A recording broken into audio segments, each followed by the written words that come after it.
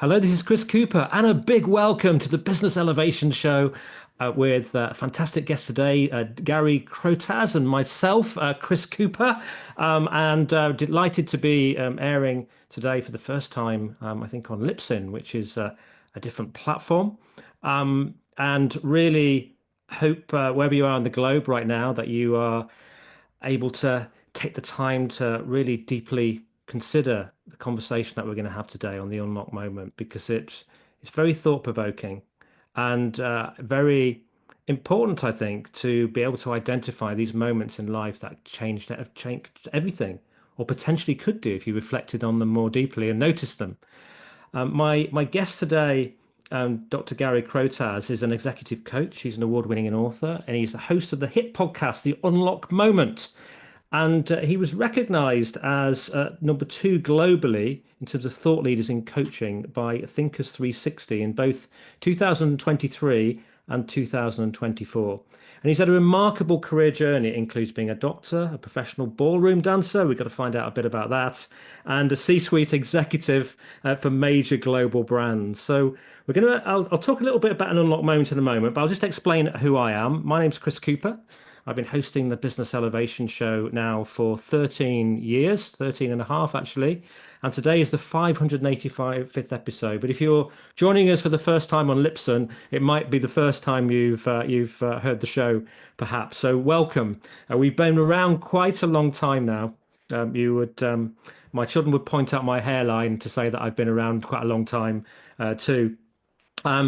But what the show's about is we care about helping you to develop your business skills, your self-awareness, enable you to step up through business to contribute to a better world. And I've been developing leaders, teams, and business cultures for 20 years now through my business, Chris Cooper Business Elevation. Not only hosted the show, but I also lead an international community of exceptionally wise thought leaders. All have been on the show in the past, and that community cares about amplifying good, and we're doing amazing work across the globe. So let me talk today to you about the unlock moment. You know, ever had those pivotal moments in your life when suddenly clarity occurs? And maybe it really transformed your life at that point in time. I've certainly had them. So today what we're going to do, we're going to explore Dr. Gary's journey. We're going to uncover some key unlock moments. We'll find out what they are. And we'll have a think about some of those experiences through Gary's extensive podcasts, and because he talks to his guests about this. His show is The Unlock Moment. And also, we'll think about unlock moments from a business perspective, from a leadership and an organizational perspective. I think today you're going to find this a real treasure trove of thoughts and reflection. A great way, I think, to start the year. So a big welcome to my guest today, to Dr. Gary Crotaz. Thank you so much, Chris. It's my great pleasure to be with you on the show, and thanks so much for the invitation. You're very welcome. It feels like round two because we had round one on your show earlier in the week. Exactly. We've been diving into your unlock moments, and I look forward to exploring those and all other aspects of this amazing journey that I've been on over the last few years too. Fantastic. So where's home? So home is where I'm sitting right now, which is up in the hills in the west of England here in the UK. And we've only been living here for a few months. But we had a little kind of unlock moment about a year ago where we suddenly realized that by moving from somewhere close to London, which is where we were living before, to out here would be something that would really change the cost of our lives and then unlock new freedom for us. So we've been on this big journey, and we now live in a very different part of the country, really out in quite a rural area, and it's really changed the way we think about life and about freedom too. Fantastic. So it's kind of Herefordshire way, isn't it? That's right. That's right. So we're near Great Malvern. For those of you that know the UK, we're near Great Malvern, and we're in. I describe it as a cottage that dates back to the 1700s with insulation that dates back to the 1700s. So we've just come through the winter and it got super, super cold, and the inside of the cottage was indeed super, super cold. So we're kind of working on bringing the insulation forward about 400 years so we can be warm next year. It's always a challenge. We have my house is 1860, but it has quite a lot of single glazed Crittall windows, original Right. ones, and they're so nice to look at that it seems a travesty to pull them out and put something else in. It just feels, it feels unfair to the history of the building. So we kind of struggled with that. So we have managed quite a lot of years with that. And I have had quotes last year for new windows across the property, and so expensive. I think we might just stay cold. We're staying on single glazing, exactly. We're investing in thermals, that's for sure. Yeah. So tell us a little bit about your surname, Crotaz. That doesn't sound like it comes from London or Herefordshire originally. No, not at all. So a long time ago, it's actually a surname that originated in France. So my family is a very, very small family. There's very few Crotazes in the world, but it comes from the kind of Alpine region of France. There's a lot of AZ endings down there. But people that don't know, their assumption is often that the name is Hungarian or Polish, something like that, but it's actually originally French. My French is, I would say, halting would be my level of French I would describe today. And yeah, it's been a long, long time since anybody in the family was in France. But yeah, that's the origin. Excellent. So before I'd like to go into your sort of life growing up, and we've got to talk about medicine and ballroom dancing. Mm. And but maybe before we do that, how do you personally define an unlock moment? Because that's what we're here to talk about. Yeah. So an unlock moment is a sudden and remarkable moment of clarity that happens somewhere in your life or career. Um, and often you think back 10 or 20 or even 30 years and you remember exactly where you were, who you were with, what you were thinking in that moment when your unlock moment happens. So when somebody's talking about an unlock moment, you know it because they'll say, it was a Tuesday, it was raining, I was walking down the street, I was wearing a blue coat, I was walking the dog, and suddenly I realized I don't have to be doing this. I'm not happy doing what I'm doing, or this is what's important to me. And they put themselves right back in that moment of clarity.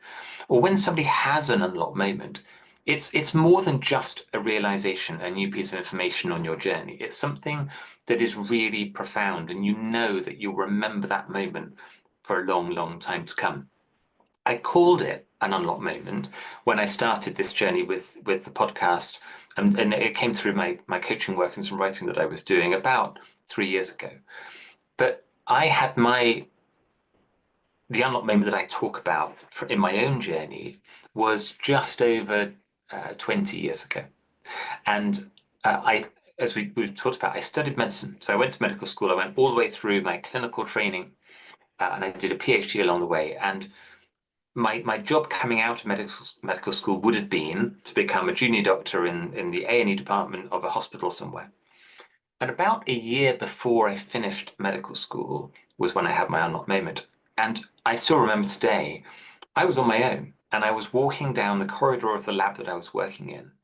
And I had known for a long time that I wasn't really happy in medicine. It was like I didn't know what it was that I wanted, but I wasn't really enjoying the things that I was doing. And I always thought there must be something else. There's something else that I'm going to go on and do. And suddenly I'll find that's my path, that's my connection. And I was walking down the corridor that one day, and this thought just landed in my head like a bolt of lightning. And it was, you don't have to do this if you don't want to. Hmm. Now, at that point, I'd been at medical school for 7 years and I'd invested personally a lot. Obviously, there's a big cost going through medical school. And you're on this kind of conveyor belt of students all together going through this journey, and it's very sort of mapped out for you how that path goes. And even after you qualify, how that path for the next sort of 15 years of your, training and development as a doctor, how that goes. Uh, and nobody says to you along that journey, you can do other things. They don't say, well, you could go into business, you could go into biotech, you could be a politician, you could be a journalist. They don't do that because they're rightly so, they're training you to be doctors. That thought, you don't have to do this if you don't want to, was not an answer. It was not a plan. It was not a solution. It was just permission. And I didn't know in that moment that I would go on to leave medicine. And I didn't know that if I did leave medicine, what I would go on to do. All I knew in that moment was that I could if I wanted to. Even if I would fail, I could. And so really, and I've reflected back on this, what was it I knew then that I didn't know before? And the answer is I knew I had freedom. Mm. Coming from that moment, I then started to explore. Well, if I were to do something else, what could that be? I have no idea. I have no idea at the age of 27 what people who've trained in medicine and don't be doctors, what they go on to do. And so I went to explore, I went to talk to people, I went to careers fairs, I started to explore different options, I started to apply for and interview for jobs. And then I found something. In my case, I moved into business and moved into consulting, and I got an offer at a consulting firm. And I didn't know then whether I would enjoy it or whether I would be successful at it, but I knew I wanted to give it a go. And so I accepted the role. And when I qualified a year after my unlock moment, I qualified and I left medicine. And my first job wasn't in a hospital. My first job was in the city, working for a consulting company. The moment was not the moment of quitting. The moment was not the moment of deciding where I was going to go next. The moment was the moment of knowing that I had the freedom and the permission to explore what else I could do. And that is the heart of an unlocked moment, because when people talk about memorable moments in their lives, very often what they'll say is, I remember the day I quit my job. I remember the day my first child was born. I remember the day we got married. I remember, the day some tragedy happened in my life. And then I'll say to them, when was the day you knew you were going to quit your job? Oh, that's a different day. That was 2 years before I actually quit, when my boss said to me, I'm not sure that you've got what it takes to succeed here. Mm. And I knew they didn't believe in me like I believed in myself. That was my unlocked moment. Mm. So that's where it came from. And I was just fascinated. I've always been a curious person, and I was curious about moments, and I was curious about stories. And I've always been most interested in all the things that I've done. I've always been most interested in the biggest questions, in the fundamental things, in the root causes. And so as I started to explore unlocked moments, what I discovered was an unlocked moment is not just a great story, but it is a great story. It's also a lens on your deepest underlying sense of purpose. So if you say to people, what do you think your purpose is? Sometimes they know, sometimes they think they know, and sometimes they don't know at all. Sometimes when they think they know, they're thinking about something relatively superficial. So somebody came on the podcast recently, and I said, what do you think your purpose is? And he said, well, he's actually a leading executive coach in the US. And he said, um, I feel like my purpose is about helping other people to find clarity and to find their own sort of purpose and satisfaction and balance in their work and in their life. And then we started asking some questions about his unlocked moment. And all of his stories were about family. They weren't stories about these other people. And I said, well, that's very interesting, because you tell me that your purpose is about these other people. But actually, when I ask you about the moment that you remember from decades ago, and you can place yourself exactly there, you're talking about the day you met your wife. You're talking about a conversation you had with your wife about your family. And I said, so I wonder whether that's indicating that there's something deeper than the other people. And Mm. he said, yeah, I wonder whether that's true. And so suddenly, by exploring your unlocked moment, you open a new lens on something that you might not even have realized was there. And that for me is fundamentally what's so exciting about helping people to explore their unlocked moments, because it is giving them a thing that they didn't have before, because it is shining a new light on something that is in their story. It is about them. It's not something that I know about them, it's something they're discovering about themselves. And in doing so, it is really empowering them to have a sense of clarity, to have a sense of purpose, to have a sense of freedom. And often what comes from it is they start to reevaluate, well, what am I doing? Why am I doing what I'm doing? Am I doing what I should be doing with my life? Are there things I want to be starting to do that I don't do today? Those really deep fundamental questions are the things that come from starting to understand your unlocked moment or unlocked moments. Yeah. So some people, you say moment and moment. Some people may only identify one, but presumably Mhm. that for a moment, and other people might have a number in their lives. Exactly. And What's some will the have none at all. Some may not yet have experienced a true unlocked moment. So I have this kind of soft distinction between a true unlock moment and look, little sort of unlock moments. So all the time through life, we're figuring things out, and you might call those little unlock moments. But a true unlock moment is really one where, 30 years later, you're still going to put yourself right back in that place. I started the podcast 3 years ago, and my most downloaded episode of all time is with another executive coach, actually. She's called Micah Leibrant. She was for a long time one of Gallup's top global strengths coaches. And she worked for Gallup for about 14 years. And I spoke to her on the podcast about a week after she'd left that role. So she'd come out of Gallup to go independent and set up her own practice. And I didn't know what we were going to talk about, other than we were going to talk about unlock moments. And she said, my unlock moment wasn't at Gallup in the last 14 years. My unlock moment was the reason I ended up at Gallup. And she told this story, and she said, and you'll hear in this story what I mean by a true unlock moment. She was in the US, in Nebraska. She was in the broadcast industry, and she was actually building her way up, and she was shadowing Katie Couric in US broadcast. And she said, other people looking in would say, what an amazing opportunity. You've come through local radio, local TV, and working your way up. You've got these amazing opportunities ahead. What a great career. And she said, I still remember the moment. I was driving my 1997 Honda Accord down Rosa Parks Way in Lincoln, Nebraska. And I came to a stop at a stoplight that I always stopped at on my journey into work. And in front of me on that day was a Jeep. And on the back of the Jeep was a spare wheel. There's a wheel cover on the spare wheel. And on the wheel cover, it said, life is good. And she said, I looked at those three words and I went, I'm not sure that I feel it's as good as it should be for what I'm doing. Mm. And right. And she said, that was my moment. It was just, I don't feel it. From that came, so what would make me feel good? From that came a coffee and a conversation and a little opportunity that turned in over time to a complete career change, to work at Gallup, to start developing programs, to train as a coach, to train as a learning and development professional, to launch her own podcast within Gallup that ended up with 3 million downloads. And now she's become one of the most famous strengths coaches and celebrated strengths coaches in the world. And it started at stoplight on Rosa Parks Way in Lincoln, Nebraska in a 1997 Honda Accord.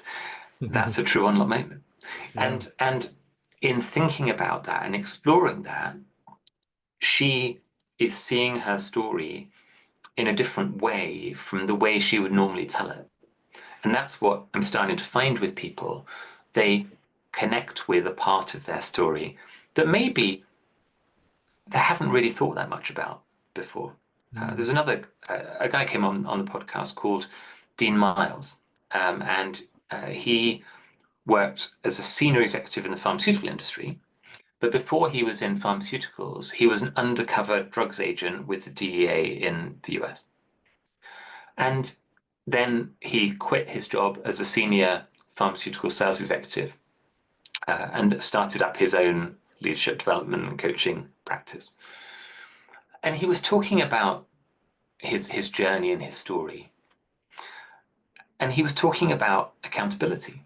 And he said, well, it's really important to me as a coach that I'm helping senior leaders to find and sort of deploy great accountability for themselves and for others. And I think that was a real sort of success factor in my pharmaceutical career. And we were talking about some of these stories. And then I said, and tell me about the people that you were meeting as an undercover agent in the DEA. And he said, well, often they were kind of good people turned bad by circumstance and factors around them. And actually, there's a big accountability piece there because they need to sort of face into the accountability of what they're involved in. And I said, well, that sounds a bit like what you're talking about in coaching. And he's turned around and he said, I've never made the connection that actually throughout my career, it's always been about helping people find accountability. And in one part of my career, I was doing it as an undercover agent. In one part of my career, I was doing it as a senior leader in pharma. And now I'm doing it as a coach. And he said, I hadn't seen that thread before, but it's right there in front of me. So, you start to see these patterns, and I didn't know that we were going to find that when I started the podcast. I started the podcast because I was interested in people and their stories. When you've done, I mean, I'm nowhere near where you are, but I've, 150 plus episodes of The Unlocked Moment, you start seeing those patterns. And that's really exciting. And it started to sort of, find its own rhythm and find its own momentum when you start to know, here are questions that you can help people to explore to discover their own unlocked moments. I didn't know that we were going to be able to do that when we started, Mm. but now actually it's becoming a way of helping leaders and entrepreneurs to figure out their own paths ahead in a different way from your traditional sort of coaching journey. You got me thinking. I had a. We didn't talk about this when we spoke earlier in the week, but I kind of had an unlock day with a sequence of scenarios that happened on the same day. I was on a public course. I was in my about 28 in London, self-development program. First one I'd ever really been on. And one of the things I was really struggling with was my confidence. I came from a steel town. We talked about that in Northern England, and I had, I guess, decided to escape and went to university and ended up working for Mars, the confectionery firm, and things were going well. But I was lacking a bit in confidence, and I decided to speak to a challenge I set with someone else on the course. Was that on the way in, I would speak to an entire carriage of people on the London Underground. I was pretty terrified. I could have got away with that, not doing it. So, so could have done it immediately when I first got on the underground, and there was one man and his dog, but it was full with like 45 people. When I stood up and said, "My name's Chris Cooper. I'm on this self-development program. I get nervous talking to people on the underground. I thought today I would try and overcome that. And wouldn't it be nice if we all have a conversation or maybe shake hands and say hello?" A woman ran off onto the next carriage. People looked at me very strange and they started to shake hands. And for me, that experience was really, and as I left, people shook hands with me and smiled. But the next sequence happened. I got back to the course, and from the stage, the person leading the program in front of 200 people said, "We heard something unusual happened on the London Underground. Was the person involved in that here?" So the next thing I find someone pointing at me, and there's a microphone in my hand, and I had to explain to 200 people what I'd done. Leading on from that, a woman came up to me and gave me a big hug and said that had really inspired me. And it turned out she'd been nominated for a Nobel Peace Prize. And then an American guy said, "Would you like to come for lunch?" So I went to lunch with him, just the two of us, and I asked him why he was there, and it was a challenging relationship issue with actually a very famous person. I probably won't mention the name here, but it turned out he was a four times Wimbledon tennis winner, and I helped coach him. And by the following day, I held him to account, and he'd spent an hour and a quarter on the phone and resolved this issue, and they were back friends again. And that whole scenario just gave me my confidence just blossomed. I realized if I could coach a four times Wimbledon winner, I could coach anybody, and maybe my career's in coaching. But that day, I came out of that day a transformed person. Can Here's you the make thing. sense of that? Is that a series of unlocked moments, or something Here's the thing. preceded that? So the phrase I'm going to use, and I wrote down here as you were talking, is finding your voice. Yeah, So I asked three questions, and I know this because we've had a conversation earlier this week, but I'll invite you to tell a bit of another story in a second. I asked three questions to help people get in touch with their unlocked moment. Question one is, uh, where do we need to start in your story to understand the person you are today? yeah, Question two is, what is this remarkable moment of clarity where you remember exactly where you were, who you were with, what you were thinking when your unlocked moment happened? And question three is, and how does that relate to what you do today or what you should be doing today? yeah, yeah. And I think that it would be really interesting. I know we're about to go to a break soon, but it'd be very interesting maybe when we come back to explore a little sequence of stories that you've told and to show people how that connects through to this underlying sense of purpose, which I hear in your story as something about finding your voice. Yeah, yeah. That's great. Well, we're going to commercial break now, but what during the break, and I think it'd be great to do that after the break. But Gary said there that we need to, set three questions. Where do we need to start? What is the remarkable moment of clarity? And how does that relate to what you do today? And maybe that's something we're going to have a couple of minutes that you could just reflect upon. Where was your, where do we need to start? Where was your unlock moment? What was a remarkable moment of clarity, and how does that relate to what you're doing today? Have a little think about that over the 2 minute commercial break, and we'll be back with you shortly, and we'll explore more. So we'll be back again in just a couple of minutes.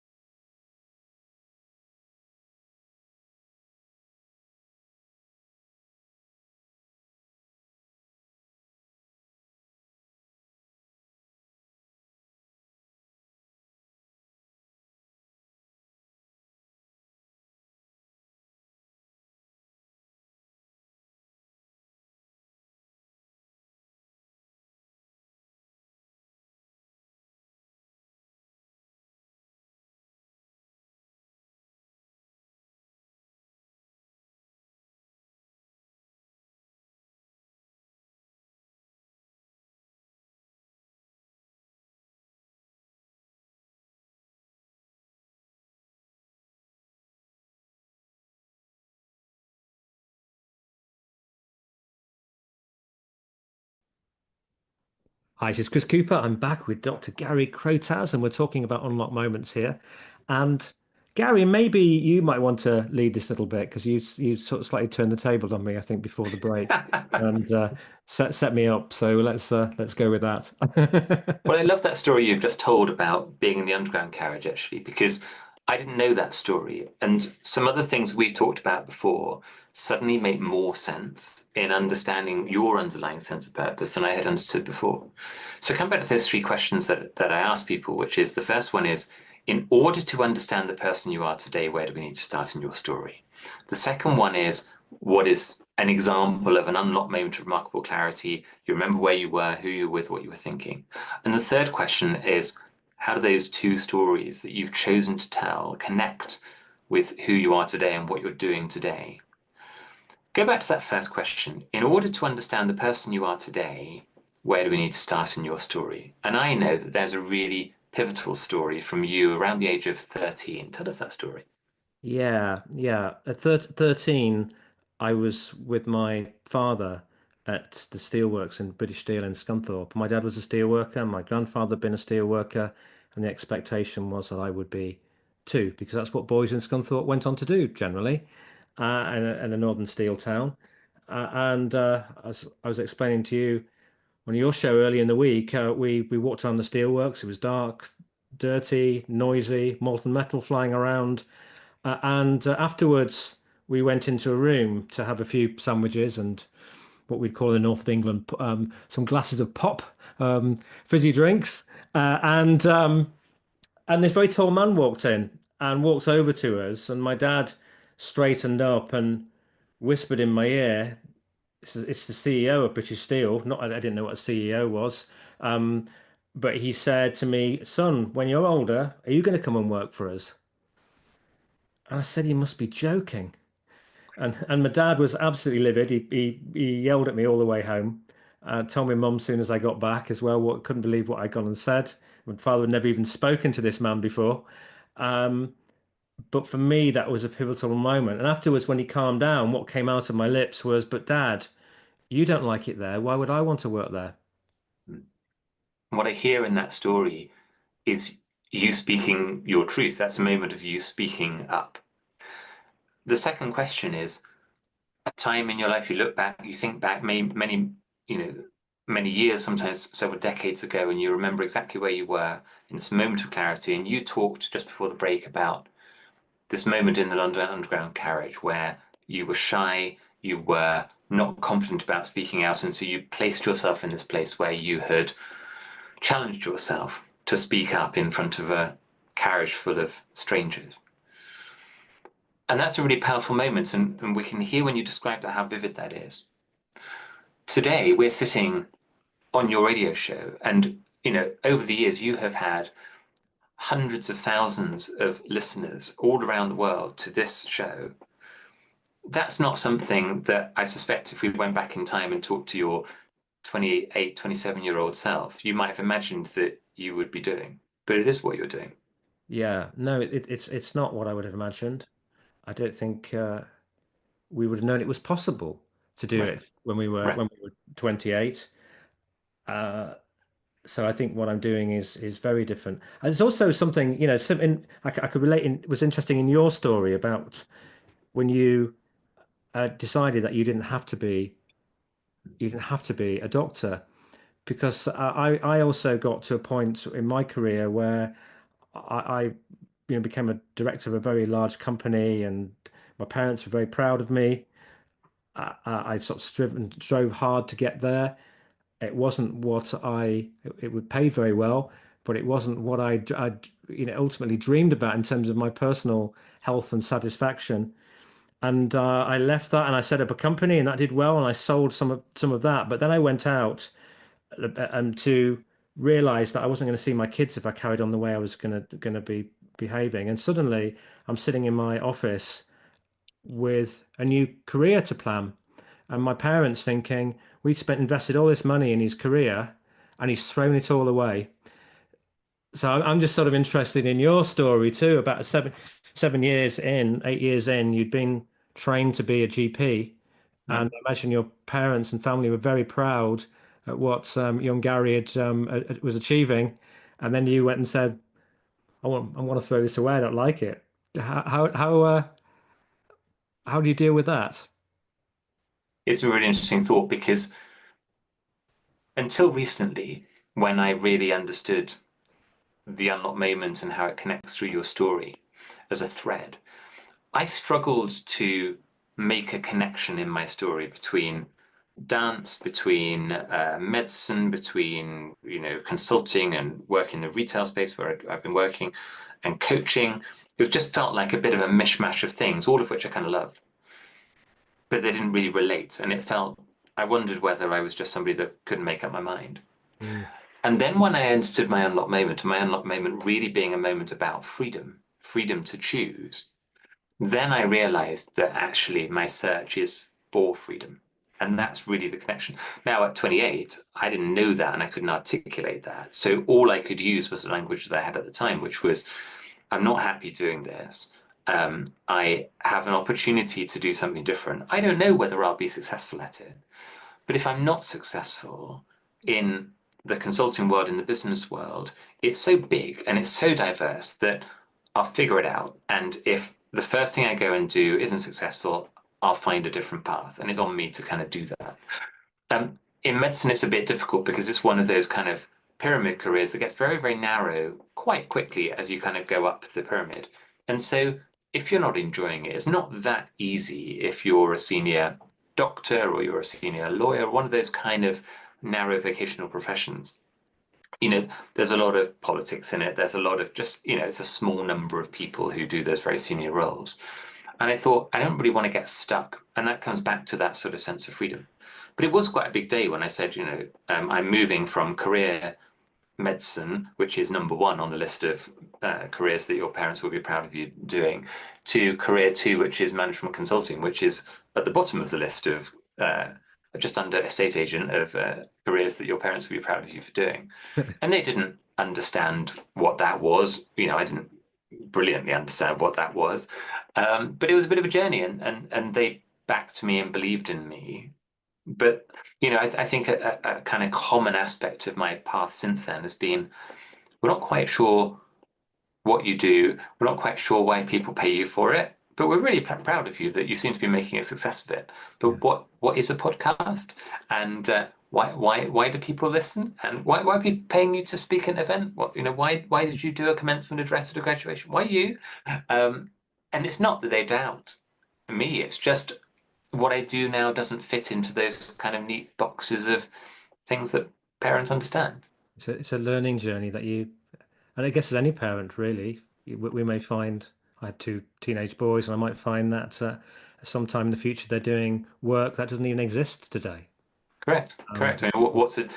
People can make a lot of money being a TikTok influencer, for yeah, example. How would you? I don't really understand what being a TikTok influencer is, and I broke through a little bit on TikTok this year, but I feel I'm kind of late to the game. But the whole idea of how you value and find fulfillment in the work you do has fundamentally transitioned, even in the last 3 or 4 years since the pandemic. It's completely changed.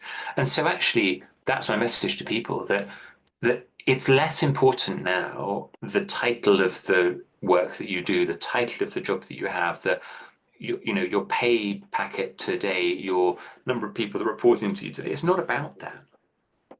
It's about why are you doing what you're doing? What's the impact you want to have? To what end? What's the legacy you want to leave? And people have got to ask bigger and better questions of themselves to really understand what makes them fulfilled. People think that if I make more money, if I have more objective success, if I employ more people, whatever it is, then I'll be happier. And actually, that's just not true. There is less correlation than you might think between earning money and being happy. Some of the happiest people I know earn the least. Some of the people that I work with who earn, 7-figure plus salaries are some of the least happy people I know, because it's really quite difficult for them to find that sense of drive to go forward when they know they kind of don't need to work. It's harder for them to find that sense of fulfillment and purpose often. look, I'd recommend to people to Google there's a document that was written by the US Surgeon General who retired about a week and a half, 2 weeks ago. And he wrote a prescription. His prescription, it's kind of almost like a prescription for life. And he talks in there from all the many patients that he saw over the years, and that the people who went for money and fame. There's nothing wrong with that, but actually their lives, if they didn't have community, their lives were a little bit like drinking salt water. Mm. There was plenty of water, but actually it didn't taste good. So the whole message actually is about the need for community and being around others and connecting Mm. with others, and actually that being more important than probably excessive amounts of money. And I'm the same as you. You meet people who are dreadfully mixed up and have very dysfunctional lives who have money and wealth and fame in great abundance. And I think this is the reason that I use the language. I'm quite specific with the use of language, and I talk about this deepest underlying sense of purpose.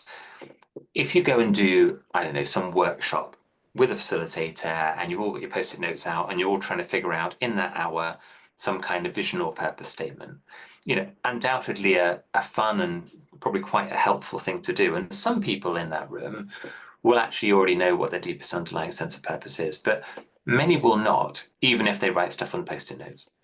And one of the things that I've learned very clearly on the Unlock Moment journey is that to really know the answer to that question, what is my deepest underlying sense of purpose? does sometimes just take time. So you're not always in a place where that is accessible. And episode 1 of the podcast was with an actor called Sam Horton, who came back later and told more of his story. And he was a coaching client of mine. And it was because of him that I named these breakthrough moments, a particular type of breakthrough moment, an unlock moment.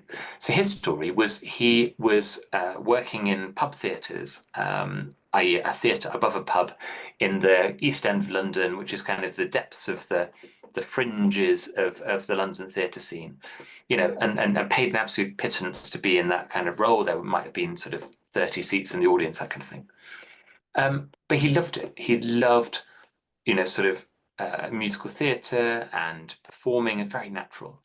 And I was developing a new kind of coaching program, and I said to him, look, I need a guinea pig for this coaching program. I think you could benefit from growth. So how about I coach you for free, but you give me some feedback? So we went on this journey together of going on a coaching journey. And he landed quite quickly on the thing I'm trying to figure out is, am I pursuing happiness or am I pursuing success? And where that came from was all the people around him in the acting community were saying, you should try and get a bigger part, a bigger theatre, an ensemble role, then understudy a lead, then get into a lead role, then you should get onto the West End stage, then you should try and win an award. That is the way to succeed and become successful and happy in theatre. And he went, well, but I don't know that would make me happy, the pursuit of success.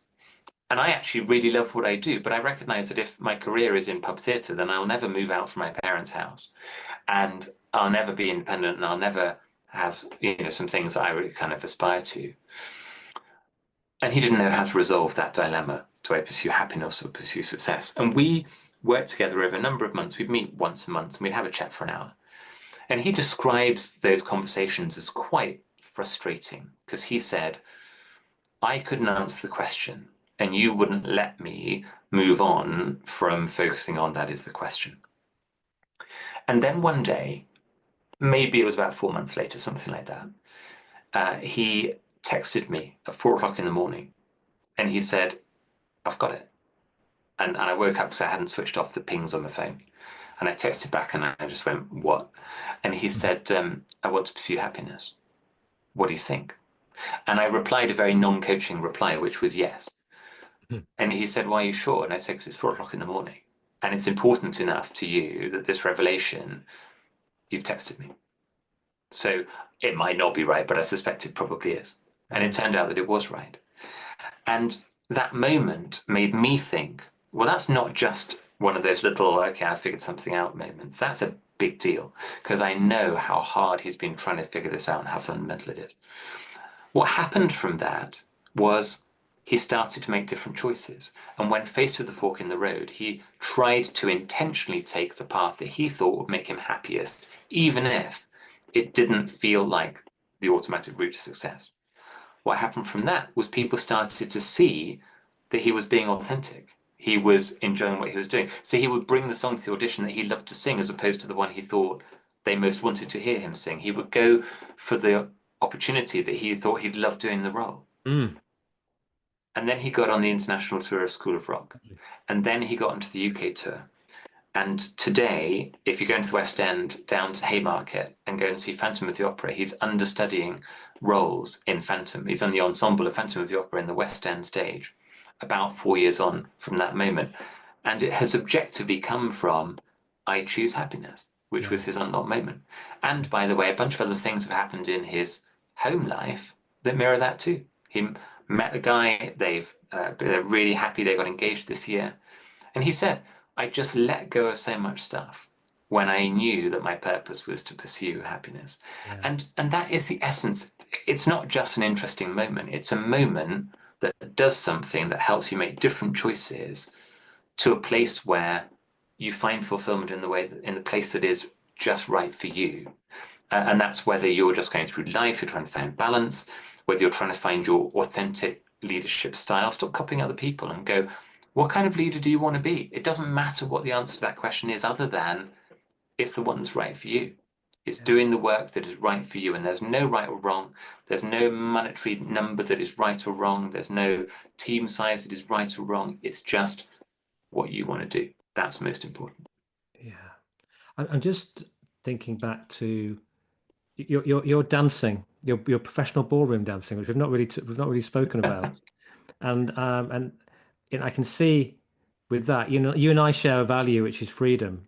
Mm, And freedom for me is really, really important. And I guess what I've created didn't make sense, but actually now it's all come together in quite a smorgasbord of harmony now. But it didn't make sense I chose things because they it made my heart sing, really. mm, Probably curious. So the podcast became very interesting. I wanted to learn about people. I wanted to add value. But various things come together. But freedom for you, I think about ballroom dancing. There seems to be, in dancing, I've heard lovely phrases about, dancing through life. mm. How was that ballroom dancing? What was it you did, and how has that impacted who you are today and the work that you do today? I identify as a dancer more than any other identity. Yeah, I started dancing when I was 4 years old. I went to my first ballroom dancing class when I was 4 years old. I danced when I was growing up. It was a thing that we did as our kind of main activity when I was growing up. Dancing partners, we went and did competitions up until when I went to university, and I danced some at university. And then, I was doing my medical training, got very busy, and I just didn't have time. And I put my shoes in the back of the cupboard, and I thought, you know, it was really fun. I've done loads of amazing things, and that's the last I'll do. 5 years later, in my late 20s, I came back to it because a girl called me up and said, I'm looking for a dancing partner. And 20 plus years on, we've been married for 50, it'll be 15 years this year. right. We started dancing together thinking we'd dance together for one particular event. And then we went and had some lessons, and we thought maybe we'll dance for a year or two. And it turned into another 10 years. And we ranked in the top 20 in the UK. Then we started traveling internationally. And in the end, we represented England 7 times in World and European Wow. Championships. So that's where we were. And we competed in Moscow, and we competed in the US and all over Europe. And I remember, come back to freedom, we trained in Italy. And if you're fans of Strictly Come Dancing, then we trained with a lot of the current Strictly professional dancers. A lot of them are from this little academy that we're part of north of Bologna. And one day, the coach that ran this academy, and this is, imagine if you're a distance runner going to Kenya and training with those runners. That's what going to Bologna to train in ballroom dancing Right. is like. And the coach that ran the school, and he coached all the world champions at the time, said to me, when you dance, I can see that you are thinking about what you're doing, and you're trying to please me and the audience and do it right. And he said, so we're going to break that down. I want you to lean over to the left as far as possible, and then take up hold with your partner, and you're going to dance your full choreography around the floor, distorted and twisted over to the left, like an idiot. And I was like, okay. So we did that. And all the world champions are standing in the room. And I'm sitting there going, I look like a complete idiot. And got all the way around the floor. And he said, right, now you're going to lean over to the right and distort yourself and do it again. And then everyone sort of stops their lessons and watch, because this is clearly a funny thing happening. And I got back and I was like, okay, I'm not quite sure what that was for, but I did what I was told. And he said, here's the lesson. You can choose whether you dance it right or you can dance it wrong. You've just chosen to dance it explicitly wrong all the way around the floor. And you can. And he said, when you go out on the competition floor in front of all those people, you can choose to be right or wrong. It doesn't matter. And they can choose whether they like it or not. And suddenly I realized I had freedom as a dancer. And suddenly I let go of worrying about whether they liked it or not.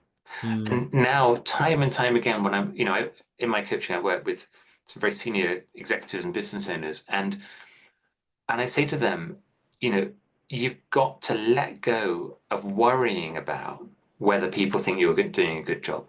You've got to trust yourself that you know how you want to show up as a leader, how you want to show up in leading your business.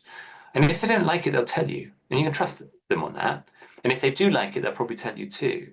But you won't be at your best if you're thinking about, am I doing it right? Am I Mm. doing what I should be doing? Am I doing what some other leader would be doing? We're all unique. You've got to find your way. So that principle of finding freedom, actually some of my most memorable moments in learning how to do that came in the dance floor. And often when I'm speaking or when I'm doing coaching, the anecdotes that I'm drawing on are anecdotes from the dance world, not anecdotes from the business world. Because, and this is a really important thing, I think, I say this a lot to people who are entrepreneurs. Um, for most people in their working lives and their home lives, they're trying to be good at what they can do, what they do. They're trying to be really good at what they do. But if you look at most people in leadership and you say, how many other people are there in the world who are as good at what they do as you are? You would say, there's thousands, tens of thousands, hundreds of thousands of great leaders out there. There's probably millions of not great leaders, but there's hundreds of thousands of great leaders. What is the mindset of a person who is becoming one of the very best in the world? And that is a different mindset. And I think when you're trying to become someone exceptional, do something really quite distinctive, you've got to think differently about, what does it take for me to be uniquely brilliant at what I do? And that is my message, I guess, through the Unlock moment. Yeah, I love that. Yeah, what does it take for me to be uniquely brilliant? And that uniqueness is really key. I think one of the big things for me in my work that's been really important relating to that was actually learning to not be attached to the outcome, Right. and what it enables me then to play and actually to um to actually say it as it is sometimes to people. Mm. Even if it's hard, not because I'm not trying to please. Right. I'm Right. trying to do what's right. So we're Oh, just yeah, I'm just coming to the end of the interview now, and I just wondered, do you have you do all this amazing coaching across the globe with all sorts of organizations. Um, where do people access you if they want to contact you? so I'm all over the internet. You can find me at garycrotaz.com. So I have a website all about the work that I do. You can find The Unlock Moment at theunlockmoment.com and on Spotify, on Apple, and all the normal podcast platforms. And then I'm on LinkedIn. I'm very active on LinkedIn. So reach out and connect to me on LinkedIn. Love to make a connection there, and dig into the work that I'm doing. I've launched one new thing in the last few weeks, which brings together a lot of my thinking on the Unlock Moment, which is a ChatGPT executive coach that's available for free. So if you look at my content on LinkedIn, I've put a link to it, and there's also a link on garycrotaz.com, and you can go on to ChatGPT, and in there you can ask it questions about podcast recommendations, and if you talk a little bit about your experience and what you're interested in, it will link you into people that you can hear from that will give you stuff that's relevant to you. Wow. Well, thank you so much for being on the show today. You've been uniquely different. You've been uniquely brilliant. I've really enjoyed it, and I think this whole conversation piece around the unlock moment is really important. So thank you, and thank you for the contribution that you're doing to the world. And I think the world has benefited from you moving into the world of coaching. There's plenty of other people can be doctors. Exactly. Well, Chris, thanks so much, and thank you for all the work you do in bringing these global communities together. Thank you. And on the next week's show, I'm going to be interviewing Dina Graves. This is a serious subject next week. We're going to talk about human trafficking, actually, which is just something that I'm hearing so much on happening around the globe these days. So Dina's going to help us understand that because we might be employing people who are being trafficked. We don't know, but it is a real problem and a real challenge. So we're going to go into a rather murky world next week, but I think it's important that we understand of what's going on in the world right now, so we can do good. So we can do good, and we can help to resolve these challenges and make a positive contribution to the world while we're doing that. So take care, everybody. If you've got any questions, comments, do send them to me at chris@chriscooper.co.uk. Always love to hear from you, and have a wonderful week.